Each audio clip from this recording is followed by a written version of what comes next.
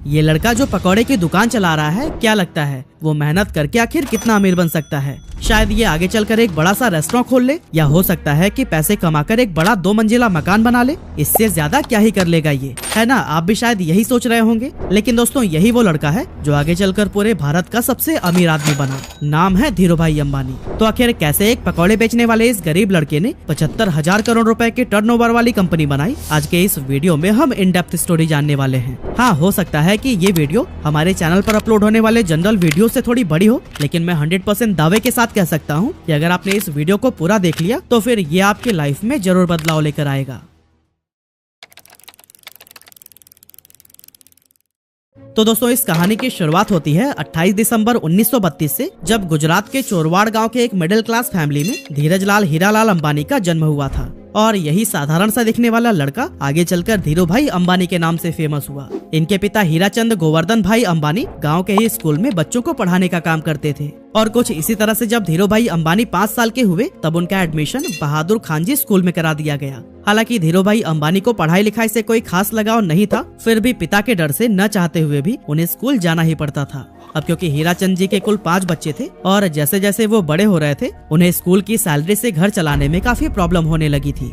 और दोस्तों, इसी गरीबी और तंगहाली से ही परेशान होकर एक दिन धीरूभाई अंबानी ने फैसला किया कि अब वो पढ़ाई छोड़कर कोई काम करेंगे। वैसे तो बेटे के इस फैसले से हीराचंद काफी नाराज हुए और उन्हें वापस स्कूल भेजने की कोशिश में लग गए, लेकिन धीरूभाई के जिद के सामने उन्होंने भी हार मान ली। अब दोस्तों, यहाँ धीरूभाई काम तो करना चाहते थे, लेकिन आखिर करें क्या, ये उन्हें समझ नहीं आ रहा था। और इस तरह से काम की तलाश में वो इधर उधर घूमते रहे। और फिर इसी टाइम पर वो अपने गांव के एक मंदिर पहुंच गए। उन्होंने देखा कि अक्सर सुनसान रहने वाले मंदिर परिसर में आज बहुत भीड़ लगी हुई थी।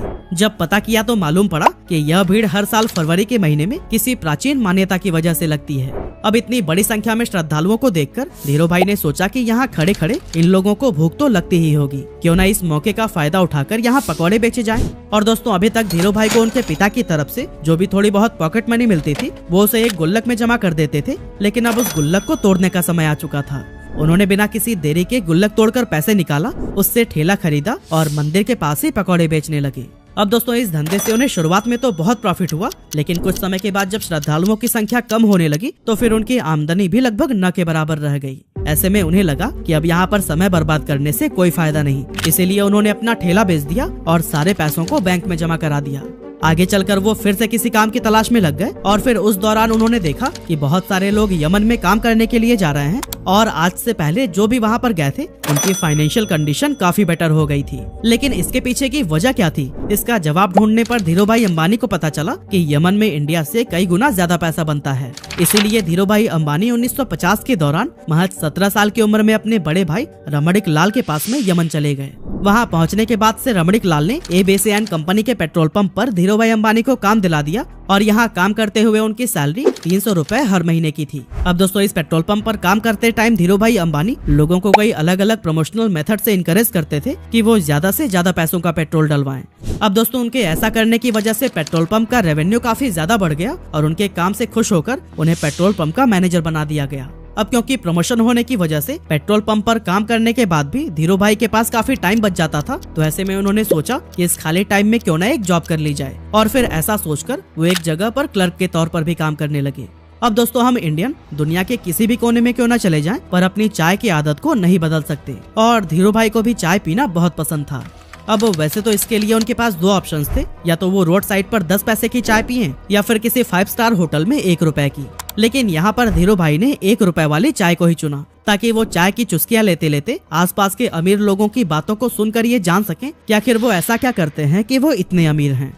ऐसे ही एक दिन जब वो चाय पी रहे थे, तभी उन्होंने अपनी बगल वाली टेबल पर बैठे 2 लोगों की बातें सुनी, जिसमें एक व्यक्ति दूसरे को बता रहा था कि क्या तुम्हें पता है, हमारे यमन में जो चांदी के रियाल के सिक्के चलते हैं ना, उनमें लगी चांदी की कीमत इस रियाल से भी ज्यादा है।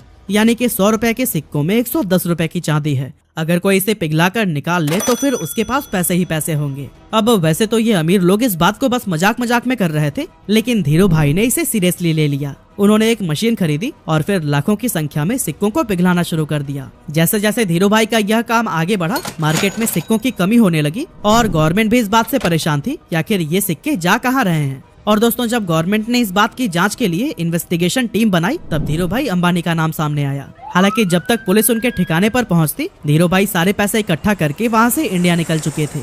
ये साल था 1958 का जब धीरूभाई वापस अपने घर पहुंचे और जब उनके पिता ने यह सुना कि वो नौकरी छोड़कर आए हैं तो वो काफी ज्यादा नाराज हुए। रिश्तेदारों ने भी काफी क्रिटिसाइज किया लेकिन फिर भी उन्होंने किसी की भी बातों पर ध्यान नहीं दिया। दोस्तों यमन से वापस आकर कुछ समय गांव में बिताने के बाद उन्होंने कोकिला बहन से शादी कर ली और फिर उसके बाद अपना बिजनेस स्टार्ट करने के लिए मुंबई चले गए। 1958 में ही उन्होंने 50,000 रुपए की पूंजी के साथ रिलायंस कॉमर्शियल कॉर्पोरेशन नाम से ऑफिस खोला और मसालों का व्यापार करने लगे। कुछ समय के बाद उन्हें पता चला कि मसालों की बजाय अगर सूत का व्यापार किया जाए तो उससे ज्यादा फायदा होगा, लेकिन प्रॉब्लम ये थी कि उनके पास इस व्यापार के लिए पर्याप्त पैसे नहीं थे। इसीलिए उन्होंने अपनी कजन चंपकलाल दमानी के साथ मिलकर व्यापार करने का सोचा, जो पहले उन्हीं के साथ यमन में रहा करते थे। लेकिन जब उन्होंने इस इंडस्ट्री में एंटर करने की ट्राई की तब उन्हें पता चला कि यहाँ पर व्यापारियों ने एक यूनियन बना रखा है और वो सभी मिलकर किसी भी नए व्यापारी को इस इंडस्ट्री में एंटर नहीं होने देते हैं, और अगर किसी को एंटर करना भी है तो उससे पहले यूनियन के लीडर से परमिशन लेनी पड़ती है। इस तरह से एक नए फील्ड में उतरना धीरूभाई अंबानी के लिए काफी चैलेंजिंग हो गया था। हालांकि काफी मेहनत मशक्कत के बाद उन्हें ये परमिशन तो मिल गई, लेकिन इसके बाद उन्हें पता चला कि वो जिन फैक्ट्री से सूत खरीद रहे थे उन्होंने भी एक यूनियन बना रखा है और जिन्हें फाइनल प्रोडक्ट बेचा जाता था उनका भी एक अलग यूनियन है।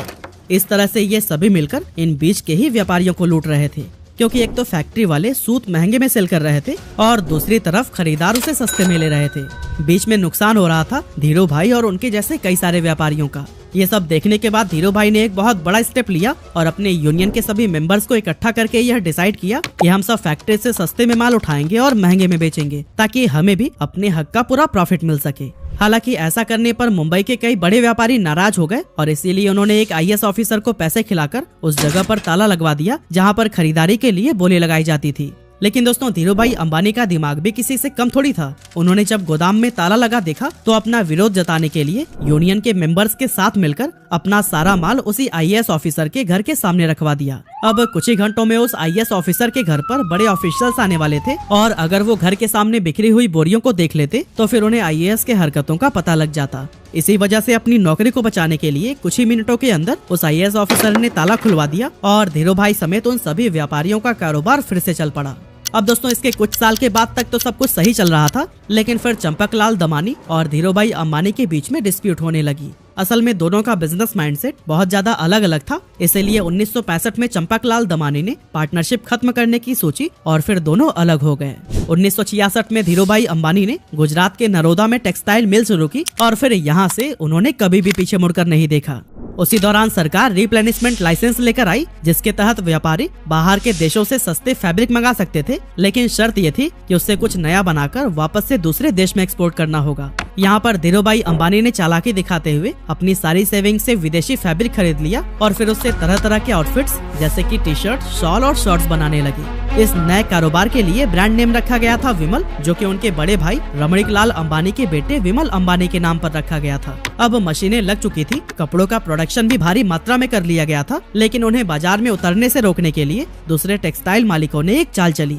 एक्चुअली उन्होंने अपने सभी रिटेलर से यह कह दिया था कि अगर धीरूभाई अंबानी से आपने माल खरीदा तो फिर वो उन्हें आगे से माल नहीं देंगे। लेकिन दोस्तों दूसरे टेक्सटाइल मालिकों की ये साजिश भी धीरूभाई अंबानी को रोक नहीं सकी। धीरूभाई पूरे देश में घूमे और रिटेलर्स को ये भरोसा दिलाया कि वो माल उन्हीं से ही खरीदे। उन्होंने सभी रिटेलर से ये वादा किया कि अगर नुकसान होगा तो उनके पास आना और अगर मुनाफा हुआ तो अपने पास रख लेना। धीरूभाई की ये बात थोक व्यापारियों को भी भा गई और उन्होंने उनसे जमकर कपड़े की खरीदारी की। अब चूंकि पॉलिस्टर की क्वालिटी मार्केट में मौजूद बाकी ब्रांड्स के मुकाबले बहुत ही बढ़िया थी, इसीलिए विमल के कपड़ों की डिमांड बहुत तेजी से बढ़ने लगी। और दोस्तों एक मौका तो ऐसा भी आया जब एक ही दिन में देश भर में विमल के 100 शोरूम्स का उद्घाटन किया गया और विमल उस जमाने का नंबर 1 पॉलिस्टर ब्रांड बन गया।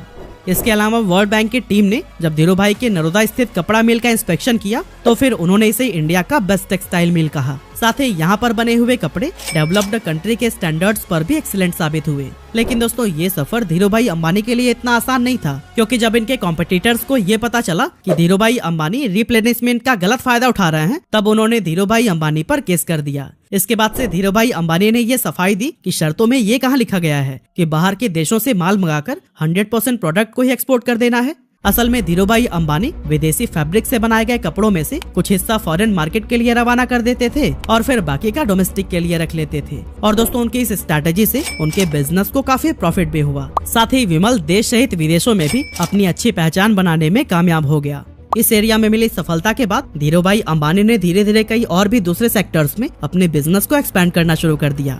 8 मई 1973 को कंपनी का नाम रिलायंस कॉमर्शियल कॉर्पोरेशन से बदलकर रिलायंस टेक्सटाइल इंडस्ट्रीज लिमिटेड कर दिया गया और 1976-77 के बीच इसका एनुअल टर्नओवर 70 करोड़ रुपए हो गया था। अब दोस्तों आया जनवरी 1978, जब धीरूभाई अंबानी ने आजाद भारत का पहला आईपीओ लाने का विचार किया और फिर अपनी कंपनी को बॉम्बे और अहमदाबाद स्टॉक एक्सचेंज पर लिस्ट कर दिया। 10 रुपए शेयर प्राइस पर 2.8 मिलियन इक्विटी शेयर्स का आईपीओ पेश किया गया, जिस पर इन्वेस्टर्स ने जमकर भरोसा जताया और 58,000 इन्वेस्टर्स ने इसमें इन्वेस्ट किया था। इस स्टॉक से लोगों ने भरपूर प्रॉफिट कमाया और ये इतना पॉपुलर हो गया कि जब 1986 में कंपनी की एनुअल शेयर होल्डर मीटिंग रखी गई तो फिर उस टाइम पर 30,000 शेयर होल्डर्स उसमें शामिल हुए, जो कि इंडियन कॉर्पोरेट हिस्ट्री में एक रिकॉर्ड बन गया था। कमाल की बात तो ये थी कि उस टाइम पर बॉम्बे में एक भी ऐसा हॉल नहीं था जो कि इतने लोगों की कैपेसिटी को होल्ड कर सके। इसी वजह से इस मीटिंग को एक मैदान में ऑर्गेनाइज किया गया था। 1980 में धीरूभाई अंबानी ने महाराष्ट्र के पातालगंगा में पॉलिस्टर फाइबर धागे का कारखाना खोला और काफी कोशिशों के बाद तेल के उत्पादन के लिए भी सरकार से लाइसेंस हासिल कर ली। इस तरह एक टाइम पेट्रोल पंप पर काम करने वाले धीरूभाई अंबानी की अपनी खुद की ऑयल प्रोडक्शन कंपनी हो गई। इसके बाद आया 16 फरवरी 1986, जब धीरूभाई को पहला हार्ट अटैक आया। एक्चुअली उन्होंने अपने बेटे मुकेश अंबानी को बताया कि उनकी पीठ में काफी तेजी से दर्द हो रहा है और इससे पहले कि उन्हें हॉस्पिटल लेकर जाया जाता वो अनकॉन्शियस हो गए थे। अब जब मुकेश अंबानी उन्हें लेकर अफरा तफरी में हॉस्पिटल पहुंचे तो डॉक्टर्स ने कहा कि अगले 42 घंटे इनके लिए बहुत ज्यादा क्रिटिकल हैं। लेकिन दोस्तों इतनी सीरियस हालत होने के बावजूद होश आते ही उन्होंने अपने बेटे को देखते हुए कहा, तुम परेशान मत होना बेटा, मैं सब ठीक कर दूंगा। इस स्ट्रोक के बाद से धीरूभाई अंबानी का एक हाथ पैरालाइज हो गया था, लेकिन धीरूभाई अंबानी ने डिसाइड किया कि ये उनकी कमजोरी नहीं बनेगा। इसीलिए लगातार 3 महीनों तक उन्होंने खूब एक्सरसाइज की, डाइट पर पूरा ध्यान दिया और लाइफस्टाइल में बदलाव किया। इसका असर ये हुआ कि धीरूभाई का हाथ पहले से काफी ठीक हो गया। अब दोस्तों आगे चलकर धीरूभाई अंबानी एक ऐसे गोल्डन एरा में एंटर हुए जब इनके बिजनेसेस कई सारे सेक्टर्स में तेजी से एक्सपेंड होने लगे। एक्चुअली 1992 में धीरूभाई अंबानी ने वो करके दिखाया जो कि उस समय की बड़ी बड़ी इंडियन कंपनीज ने सपने में भी नहीं सोचा था। असल में इस साल कंपनी ने ग्लोबल मार्केट से भी फंड जुटाना शुरू कर दिया और ऐसा करने वाली रिलायंस देश की पहली कंपनी बन गई थी। साल 1995-96 में धीरूभाई अंबानी ने 9X USA के साथ मिलकर अपनी telecom company Reliance telecom private limited की भारत में शुरुआत की। इसके बाद से 1998 से 2000 के दौरान धीरूभाई अंबानी ने दुनिया के सबसे बड़े रिफाइनरी पेट्रोकेमिकल्स को गुजरात के जामनगर में ओपन किया। और दोस्तों इस टाइम तक धीरूभाई अंबानी का इतना बड़ा नाम हो गया था कि उन्हें देश सहित विदेशों में भी पॉपुलैरिटी मिलने लगी थी।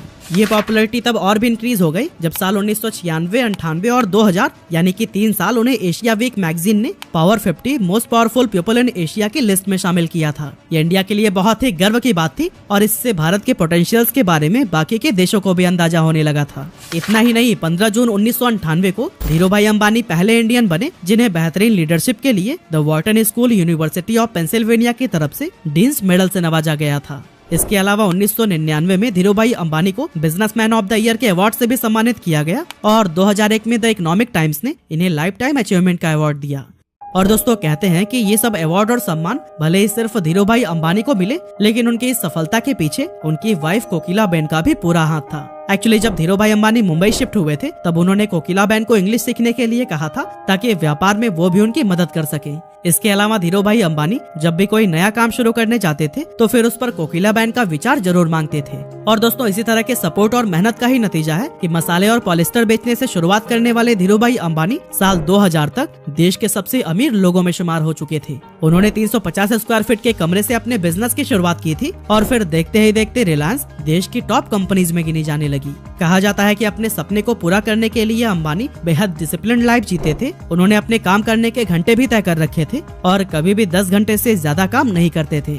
लेकिन पहले हार्ट अटैक के बाद से उनकी तबीयत लगातार खराब रहने लगी थी, जिसके चलते उन्हें हर थोड़े दिनों में ही हॉस्पिटल्स का चक्कर लगाना पड़ता था। लेकिन दोस्तों फिर आया 24 जून 2002 का वो दिन जब धीरूभाई अंबानी को फिर से एक डेडली स्ट्रोक आया और उन्हें मुंबई के ब्रीच कैंडी हॉस्पिटल में एडमिट कराया गया। यहाँ पर डॉक्टर्स ने बहुत कोशिश की, लेकिन लगातार ट्रीटमेंट के बाद भी उनकी हालत में कोई सुधार देखने को नहीं मिला और इसी वजह से आखिरकार 6 जुलाई 2002 को 69 साल की उम्र में उन्होंने दुनिया को अलविदा कह दिया और अरबों का साम्राज्य अपने बेटों के लिए छोड़ गए। जिस समय उनकी मृत्यु हुई थी उस समय कंपनी का टर्नओवर 75,000 करोड़ रुपए हो गया था और ग्लोबल फॉर्चून 500 लिस्ट में भी रिलायंस ने अपनी जगह बना ली थी।